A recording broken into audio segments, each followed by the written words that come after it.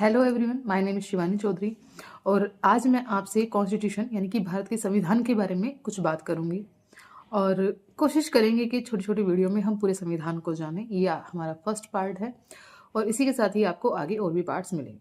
सबसे पहले तो संविधान है क्या? ठीक है, तो अगर हम संविधान की बात करें तो संविधान हमारे भारत में सुप्रीम लॉ है। ठीक है, ये पूरे प्रोविज़न बताता है। जैसे सबको लगता है कि गवर्नमेंट हमारी जो है वो सुपीरियर है, ठीक है, गवर्नमेंट जो चाहे वो कर सकती है, नहीं।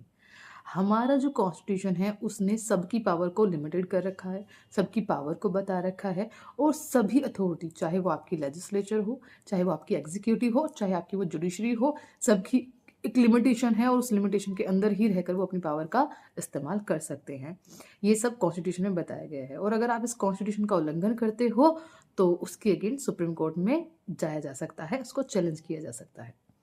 ठीक है। संविधान की अगर मैं बात करूं तो संविधान को बनने में 2 साल का समय, 11 महीने और 18 दिन का पूरा समय इसमें लगा था। टोटल इसमें आपके 22 पार्ट हैं, हालांकि बीच में ऐड भी हो रखे हैं।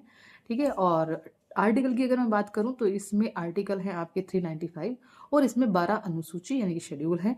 ठीक है। अब ये होते क्या हैं तो एक छोटे से इन शॉर्ट में समझ लेते हैं। तो सबसे पहले पार्ट की अगर मैं बात करूं तो हर एक सब्जेक्ट मैटर को लेकर अलग अलग पार्ट में बताया गया है और उसको पूरा एक्सप्लेन किया गया है। ठीक है। अगर मैं बात करूं आपके आर्टिकल्स की तो पार्ट्स के अंदर ही कुछ बातों को है जो वन पार्ट में से 1 2 3 सीरीज में बताया गया है तो उसको हम आर्टिकल बोलते हैं और जो सुपीरियर लॉ होता है वो वहाँ पर आर्टिकल यूज ही शब्द होता है। ठीक है, यानी कि 1 2 3 4 करके जो सीरीज है जिसमें प्रोविजन के बारे में बताया गया है उसको हम आर्टिकल बोलते हैं।